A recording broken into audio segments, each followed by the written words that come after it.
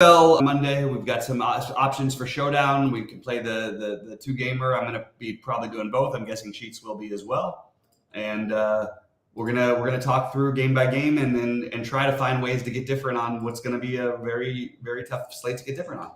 So I wonder what the rationale is behind the start times. It's pretty. They usually do this. They used to do it to start the season. It's pretty standard. Okay. That they do the 1 hour apart when they do the two gamer on Monday, but it's a little weird because they usually it'll be a West Coast team, so maybe it'll be like 90-minute difference. I don't know, but let me ask you this: is there any benefit before we even get into it to just in general playing? See, if there was a 7:15 like a 10:30 game, I would say that maybe there's some benefit in playing the later game, just so that you could like switch stuff. Things aren't going your way. Yeah, but it's like an hour lead. Is an hour lead time enough to probably not? I don't know. I figured I would ask. Yeah. I don't think it is at all. Unfortunately, let's pull up your screen and we'll do the game by game thing and see what we can find here. Let me toggle it. All right. Yeah. So in terms of the full slate, I guess I'll talk through that part. Then I'll get into the Showdown stuff. I mean, look, all the quarterbacks are going to sort of be fairly similarly owned, probably, with the exception of Bryce Young, who will be the lowest owned. So I will probably force in Bryce Young. Hell yeah. And he's talented too. And look, these games tend to go under. I'm already tempted to sort of say the under here, but assuming that this game stays close, like Carolina has every, you're going to have a really chalky Miles Sanders, which I think you can definitely get away from. And I like the idea of playing some of the Bryce Young stacks just because it's going to be a little bit different. Adam Thielen will be a low-owned option you could use from this game for the two-gamer. Taysom Hill will be low-owned, as you can use him at tight end in this two-gamer, and they are going to use him for he'll get some of his normal little trick plays and stuff. Hayden Hurst, who is definitely a young quarterback's best friend when you have the tight end, a pretty good pass-catching tight end. So I like the idea of playing some stacks of the Bryce Young, the Thielen, and Hurst. And on the other side, I like the idea of playing. I don't love the like Carr is not going to be a guy I play on like full slates in general this year a lot, but it's really hard not to just you can't really cross anybody off tonight. So I think Carr stacks are okay, but I prefer the Carolina side just to get different. And you're going to have extreme chalk on Olave. You're going to have extreme chalk on Jamal Williams. I like both those guys, but I certainly think, getting a little bit different and playing Michael Thomas is going to have ownership too. So will Shaheed, but maybe playing one of those guys with Carr and Taysom Hill as a way to get different. But Juwan, for me, I like Hurst better than I like Juwan Johnson. I'm fine with Johnson, but I think I'm going to try and force in some of the Taysom Hill in my builds. I'm really not crossing anybody out, but the two get different plays here, or the three get different plays are Bryce Young, Taysom Hill, and Adam Thielen. And I think I'm going to probably be overexposed to those guys and probably be underweight on all the chalk in this game. Let me try to talk through this slate with you. Mm-hmm. So it's not a showdown slate, but it's not a classic slate really. I mean, like there are two games, so that it's basically just almost the same pool of players as a showdown slate, maybe twice as much, which is really not much. But then there's position scarcity, which is what classic slates are all about. You have to play guys in running back, you have to play guys in tight end, you have to play guys wide receiver, as opposed to the showdown slate where you could play them from everywhere. Okay, so I guess my first question to you is that do you care even like about game flow? In other words, I didn't want to put it that way. Are you going to set limits on how many, say, receivers from any one team you're on? No. No. If you like 5 receivers from like 5 offensive players from a team, like you won't have any problem putting them in. Like if you okay, yeah. See, I kind of don't want to play too many. But then again, like you said, it's almost a showdown, so you really shouldn't worry too much about it. Yeah. Now, what do you think about analyzing it the way you like to analyze the showdown slates with respect to game flow and stuff? Like what do you think of this first game? Do you have an opinion on this first game at all? I mean, like I said, these games, the Saints and Panthers, usually you're talking about the under. I like both defenses are pretty good. It's not. I prefer the other game just in a vacuum. But Well, that's interesting. Well, that's interesting then. So you think that the other game is more likely to produce than this game? Yeah, no Amari Cooper, so the targets should be fairly between Njoku, Elijah Moore, Peoples-Jones, pretty condensed, and then you have no Deontay Johnson on the other side of the Pittsburgh thing. So even if the game doesn't score as many points, I think that there's more production, at least from a pass catching standpoint, in the other games. And if there was, the Saints are 3-point favorites in Carolina, and even though I'm going to force in the Bryce Young things, I do like the Saints to cover that for what it's worth. So if you're, I'm just looking at the slate in general. So you're looking at Sanders. I'm talking about who's the good GPP plays, but who, the people that want to play, like Sanders, and then I guess Chubb. Well, the highest owned for sure is going to be Chubb, right. And Jamal Williams and Sanders. I think those will be the three chalky running backs. So, like, where if you wanted to pivot off of like those three, like, would you rather get different at running back or at receiver? Because a receiver, I don't think is going to be quite as chalky, right? Yeah. Just because of the way receivers. So you mentioned Olave, but is Olave going to be any more? I guess he's got to be the highest on receiver, right? Yeah, Olave and Chubb, because you need to spend money somewhere. So Olave and Chubb are going to be in most lineups. Yeah, but you know what? But like, if you think that that New Orleans, that game doesn't score as much, then you could fade Olave, right? Yeah, absolutely. I have no problem, and I think leaving money on the table is something you're going to find yourself trying to do today. Who would be so if you were going to play, say, Bryce Young?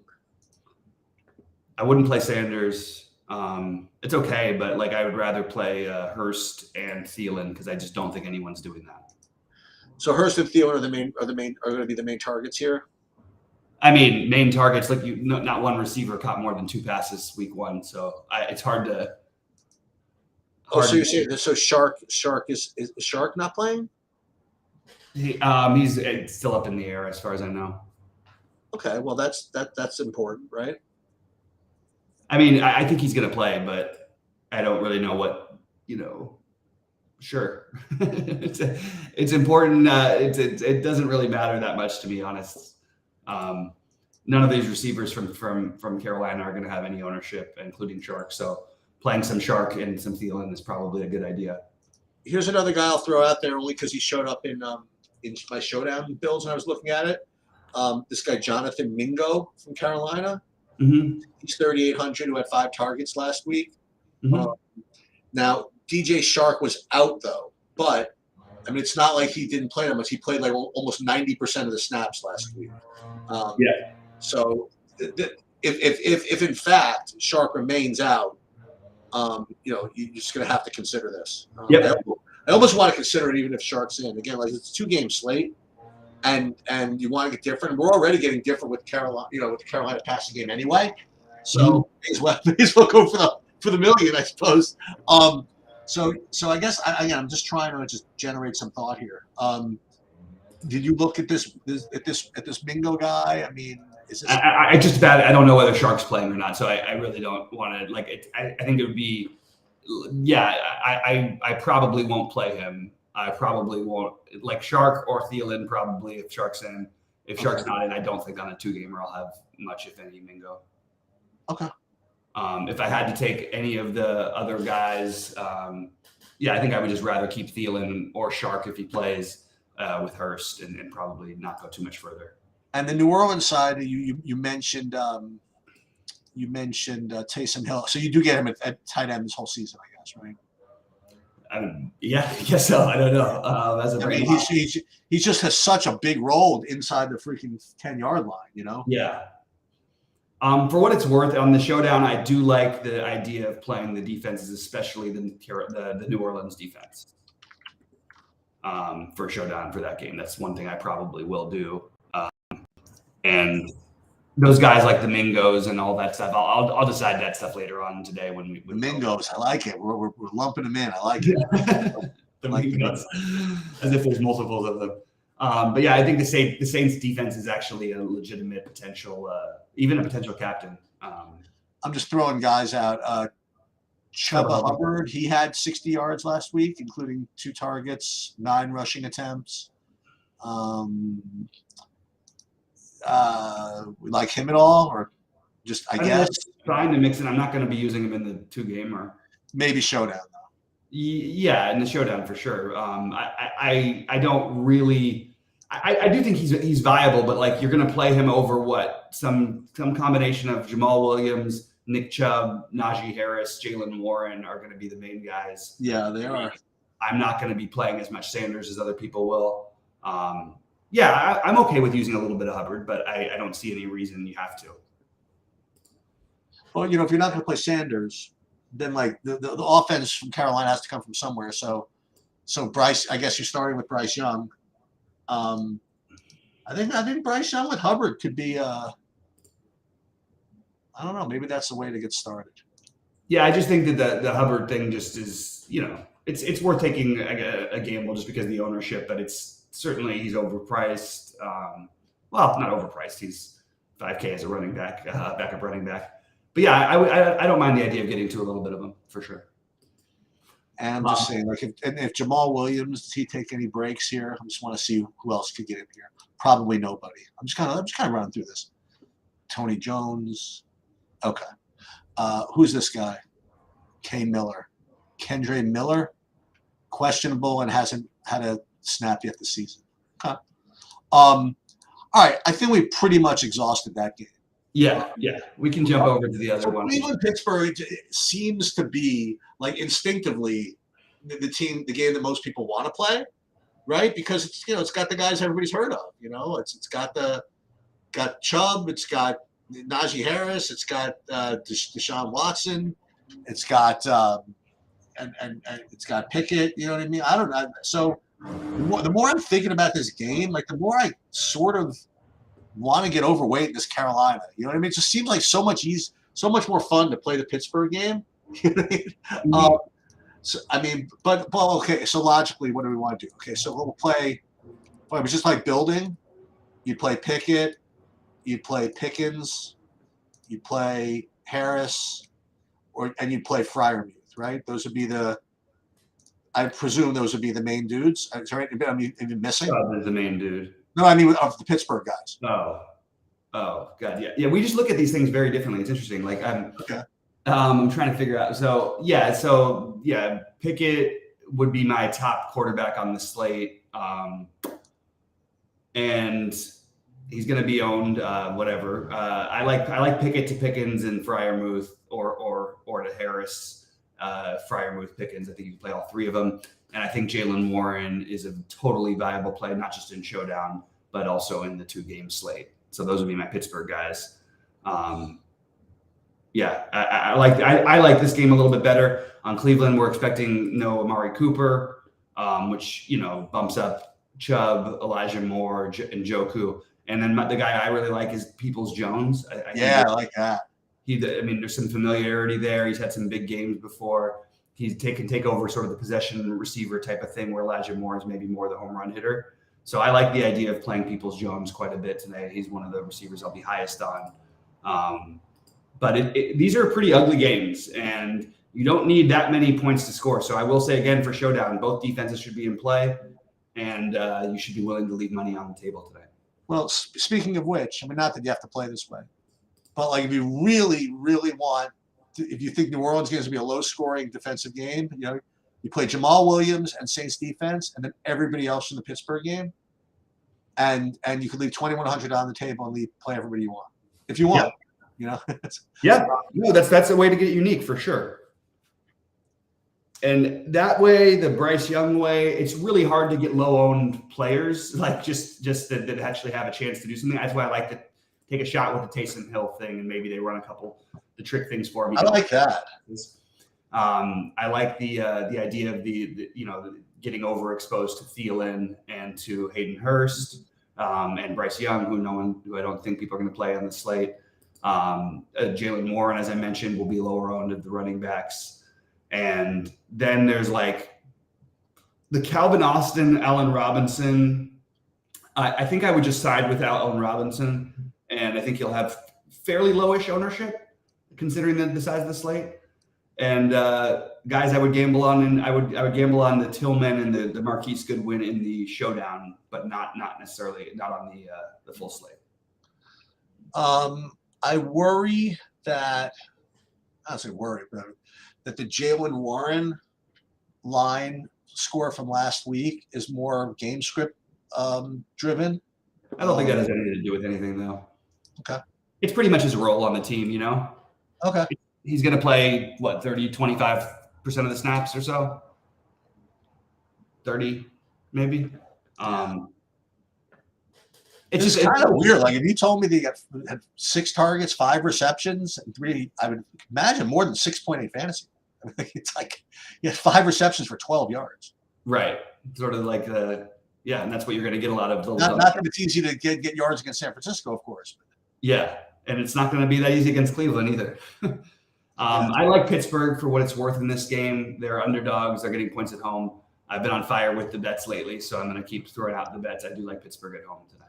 I will say this. And this is going to seem like a hedge, whatever it is, but my friend Jack, he loves Pittsburgh. He bet Pittsburgh literally back in May when the line first came out. I really like Pittsburgh home dog here against the spread, and I was going to play them in circa in the millions, but then I looked at their last week, and last week like everybody played them, so I figured they might be just like an overpopular team, so I would fade them. But then I liked them so much I played them anyway, and it turns out all of circa's playing them. So really? The whole thing looks really fishy. So really? I'm not going near it. But just from all my lifetime experience with everything else, football-wise, I'll tell you right now, Pittsburgh just seems like a freaking lock. But everything in my brain that's affected it over the last 56 years tells me to stay away from it. Yeah, I feel the same way you do. That's exactly how I feel as well. Anyway, we'll tighten things up and do another show for you guys at 6:30, maybe around 6:30. No, but you know what you can do, like the slate, you can have some fun with it. I think I might, okay, see, not that this has to be your only build, right? Depends how many lineups you make.